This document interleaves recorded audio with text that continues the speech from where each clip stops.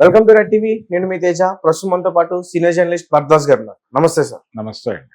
So నిన్న జరిగిన ఒక ఈవెంట్ లో రాజేంద్ర ప్రసాద్ గారు డేవిడ్ వార్నర్ అనే వ్యక్తిని చాలా కించపరుస్తూ మాట్లాడారు. ఆయన ఉండాకడుకుంటూ ఇష్టం వచ్చిన పదజాలంతో మాట్లాడారు. సో అంటే చాలా మంది నెటిజన్స్ కామెంట్ చేస్తారు, అతను డ్రింక్ చేసి వచ్చి స్టేజ్ పైన ఆ విధంగా మాట్లాడాడు, అతను ఒక పెద్ద క్రికెటర్. సో దాని మీద మీ అభిప్రాయం? అంటే జనరల్గా ఆయన ఆ పదం వాడకుండా ఉంటే బాగుండేది అనేది వాస్తవమే. అయితే తను ప్రేమాస్పదంగానే వాడినట్టుగా కనిపించాడు, ఎమోషనల్గా ఉన్నాడు రాజేంద్ర ప్రసాద్. ఆ ఎమోషన్లో భాగంగానే డేవిడ్ వార్నర్ గారిని పట్టుకొచ్చారు అని అన్నాడు గౌరవ సూచకంగానే. అన్న తర్వాత ఎవరైనా నిన్ను క్రికెట్ ఆడమంటే ఈ స్టెప్పులన్నీ ఎవరేమన్నారు అన్నాడు. అంటే పుష్ప స్టెప్ని ఇమిటేట్ చేశాడు రాజేంద్ర ప్రసాద్. అవును, ఇమిటేట్ చేసి ఇవన్నీ ఎవరేమన్నారు నిన్ను అన్నాడు అని దాని కొనసాగింపులో భాగంగా ఇతను మామూలుడు కాదు, అంటే క్రికెట్లో ఎంత ప్రావీణ్యత ఉందో ఇతనికి ఇక్కడ కూడా అంత ప్రావీణ్యత ఉంది అన్న టోన్లోనే, అంటే అది ప్రేమాస్పద బూతుగా చూడాల్సి ఉంటుంది. అంటే బూతు అనేది ఒక ఎమోషన్ తాలూకా లాంగ్వేజ్ అనుకుంటే, అలా ఆయన ఆ ఎమోషన్కి అతని మీద కలిగినటువంటి ప్రేమకి దాన్ని ప్రతీకగా తీసుకుని వాడేసి ఉండొచ్చు. దాన్ని సీరియస్గా తప్పుపట్టాల్సిన అవసరం లేదు. కానీ అభిమానులు గాయపడేటువంటి ఛాన్స్ కూడా ఉంది ఇలా మాట్లాడిన సందర్భాల్లో. అంటే అభిమానులు గాయపడేటువంటి సందర్భాలు అనేక ఉంటాయి. అంటే తమ హీరోని ఏదో కించపరుస్తున్నారు అని అనుకుంటారు వాళ్ళు న్యాచురల్గానే. ఇది ఎలా ఉంటుందంటే, కొన్ని జరిగిన సంఘటనలు చెప్పినా అభిమానులు గాయపడతారు. ఉదాహరణకి ఒక వేదిక మీద, అంటే ఒక వేదిక మీద కావచ్చు, లేదు సినిమాలో కావచ్చు. ఒక సినిమాలో ఒక నటుడికి తక్కువ స్పేస్ ఇస్తే, అంటే మల్టీ స్టారర్స్ వచ్చేవి వరకు, ఈ మల్టీ స్టారర్స్లో ఒక హీరోకి తక్కువ స్పేస్ వస్తే ఆయన అభిమానులు రియాక్ట్ అయ్యేవాడు. అంటే మహాసంగ్రామం సినిమాలో శోభన్ బాబు గారి క్యారెక్టర్ కొంచెం డౌన్లో ఉంటుంది, కృష్ణ గారి క్యారెక్టర్ ఎమోషనల్గా ఉంటుంది. దాంతో ఈయన అభిమానులు గాయపడ్డారు. ఆయన ఇక జీవితంలో మల్టీ స్టారర్లు చేయనని చెప్పాడు శోభన్ బాబు. ఇలా అభిమానులు గాయపడటం అనేది జరుగుతుంది సహజంగా. తమ హీరోకి కొంత అగౌరవం కలిగింది అని వాళ్ళు అనుకుంటే రియాక్ట్ అవుతారు. అట్లా ఇప్పుడు వార్నర్ని క్రికెటర్గా అభిమానించినటువంటి వాళ్ళందరూ కూడా రియాక్ట్ అవుతున్నారు. అలాగే ఈయన వాడినటువంటి మాట ఏదైతే ఉందో, ఇది ఒకసారి ఎప్పుడు రాజేంద్ర ప్రసాదే చెప్పాడు. ఇది కూడా ఈ మధ్య ఒక వేదిక మీద, ఏది వంశీకి సన్మానం జరిగినటువంటి సందర్భంలో ఈయనే ప్రసార వక్త. ఆయన మాట్లాడుతూ తాను నటించినటువంటి సినిమా లేడీస్ టైలర్ సినిమాకి తాను వెళ్ళినప్పుడు ఆడియన్స్ భలే చేశాడే అని చెప్పి ఇలాంటి బూతులే వాడినట్టుగా, అవి తనని గాయపరిచినట్టుగా ఆయన అనుకుని దీన్ని ఎన్టీ రామారావు గారి దగ్గర చెప్పాడట. ఈయన రామారావు గారి కాంపౌండ్ మనిషి కదా రాజేంద్ర ప్రసాద్. ఓకే. వెళ్ళినప్పుడు ఆయన ఏదో ఆఫీస్లో ఉంటే అక్కడికి వెళ్ళి చెప్పాడట, సార్ ఇలా అనేసారు నన్ను ఆడియన్స్ అని. నిన్నేంటి నన్ను కూడా అలాగే అంటారు, ఏం పర్వాలేదు, అది ఆశీర్వాదమే అన్నట్టు.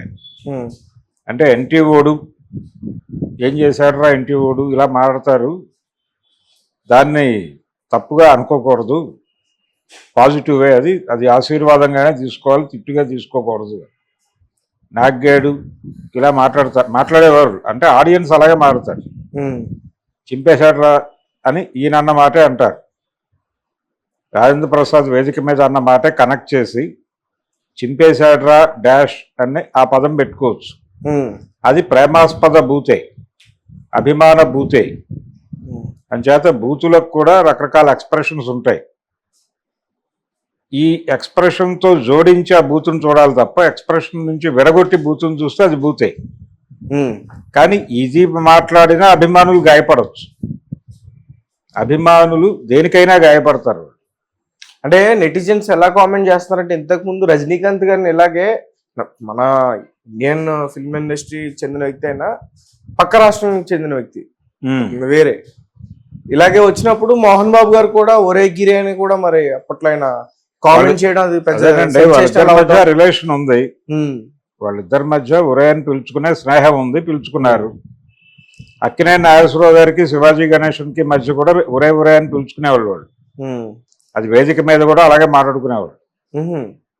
అంచేత అదేం తప్పేం కాదు, వాళ్ళు ఏ లెవెల్లో ఉన్నారు. అతను అంటే రజనీకాంత్ కూడా అలా మోహన్ బాబు గురించి మాట్లాడిన సందర్భాలు ఉన్నాయి. మోహన్ బాబు మాట్లాడటమే కాదు, మోహన్ బాబుని ఇబ్బంది పెట్టే కొన్ని విషయాలు రజనీకాంత్ గారి వేదికల మీద మాట్లాడినవి కూడా ఉన్నాయి.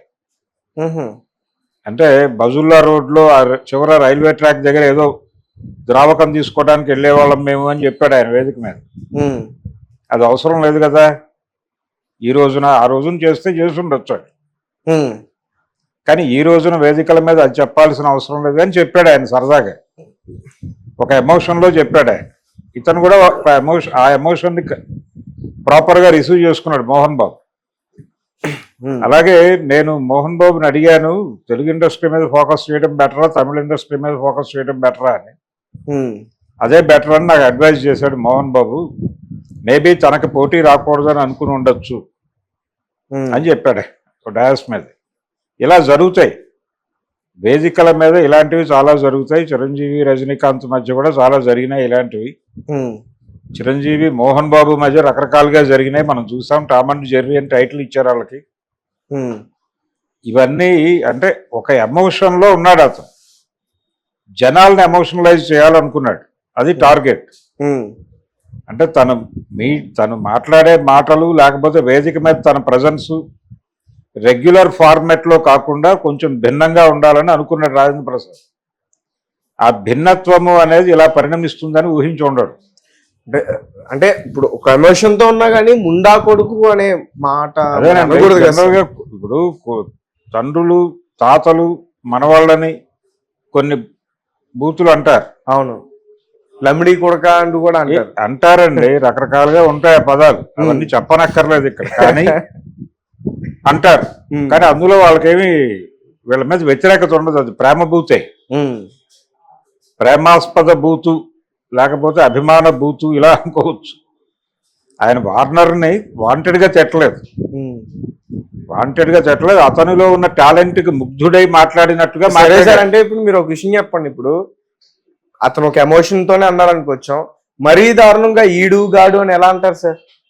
అవునండి, అది అందుకు కూడా ఉదాహరణ చెప్పా కదా నేను. అంటే ఈడు గాడు అనేది కూడా ప్రేమేనా? ప్రేమే. ఇప్పుడు ఎన్టీ రామారావు గారే అన్నాడని చెప్పాడు కదా రాజేంద్ర ప్రసాద్ ఈ మధ్య ఒక వేదిక మీద.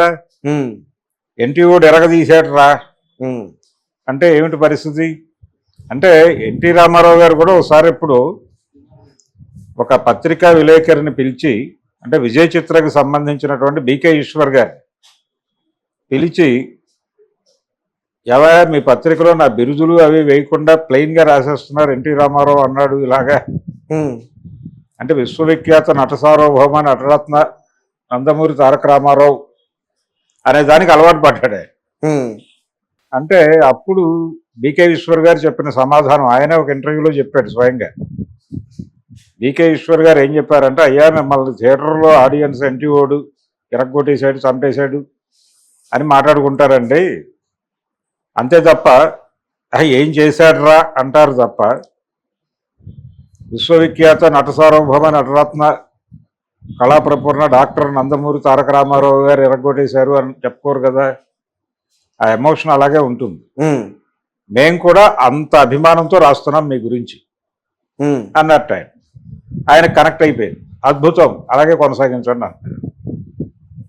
అంతే. కాబట్టి ఇలాగే ఉంటుంది. ఆయన ఏమి లైన్ దాటలేదు. రాజేంద్ర ప్రసాద్ ఎక్కడా అగౌరవపరిచినట్టుగా లేదు. అది వాడిన మాట తప్పు కావచ్చు కానీ అది ప్రేమగానే చూడాలి. అంటే ఒక మనవడిని తాత అంటే మనం ఆ తాత మీద డిఫెమేషన్ దావా వేయలేం కదా. అలాగే ఇక్కడ రాజేంద్ర ప్రసాద్ మీద కూడా డిఫెమేషన్ దావా వేసే పరిస్థితి కాదు. దాన్ని ప్రేమాస్పద బూతుగానే చూద్దాం. కాకపోతే ఆయన అభిమానులు గాయపడి ఉండొచ్చు. ఆయన అభిమానులు అంటే ఆయన క్రికెట్లో ఆయన ప్రదర్శన పట్ల విపరీతమైన అభిమానం ఆరాధన ఉన్నవాళ్ళు ఇలా నడిసేటంటే మన డెమిగాడ్ని అనుకుని ఉండొచ్చు. అనుకుని వాళ్ళు ఎక్కడైనా ట్వీట్ చేసి ఉండొచ్చు రాజేంద్ర ప్రసాద్కి వ్యతిరేకంగా. అది కూడా తప్పేం కాదు. ఆ ధోరణి కూడా అలా నడుస్తుంది, అదొక అభిమానం.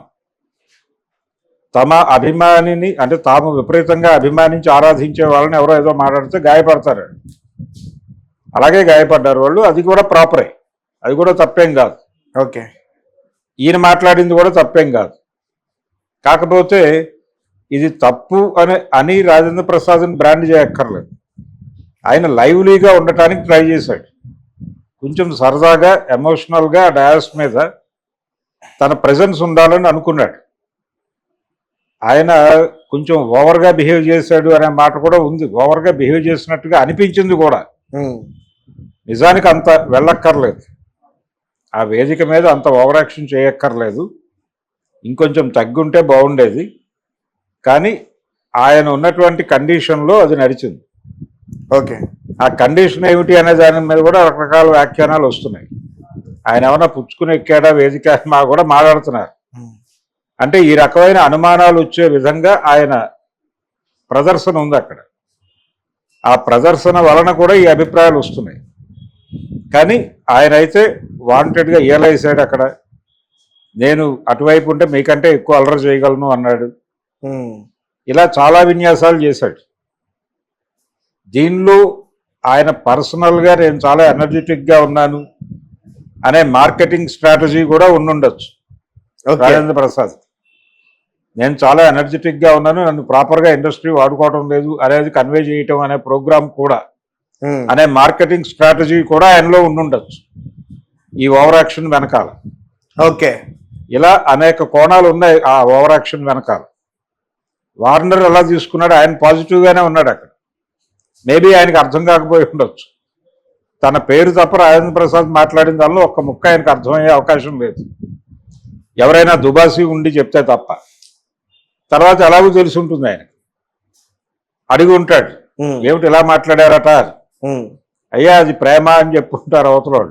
అంటే మన ప్రేక్షకులు తీసుకుంటారేమో కానీ ఇప్పుడు దొంగమున్నా కొడుకు అనేది ఒకవేళ అతనికి అర్థమయ్యే భాషలో చెప్తే మరి నిజానికి అతను దాన్ని ఎలా తీసుకుంటాడో. ఎలాగైనా తీసుకోవచ్చు. ఆయన తీసుకున్న తర్వాత ఆయనకి ఏదో కన్వే చేస్తారు కదా. అయ్యా ఆయన ఈ సెన్స్లో అన్నాడు, కాంటెక్స్ట్ ఇది అని చెప్తే ఆ కాంటెక్స్ట్ బట్టి డైలాగ్ని అర్థం చేసుకోవాలి, కానీ డైలాగ్ని బట్టి కాంటెక్స్ట్ డిజైన్ అవ్వకూడదు. రైట్, అది విషయం. Okay sir, thank you so much. Thank you.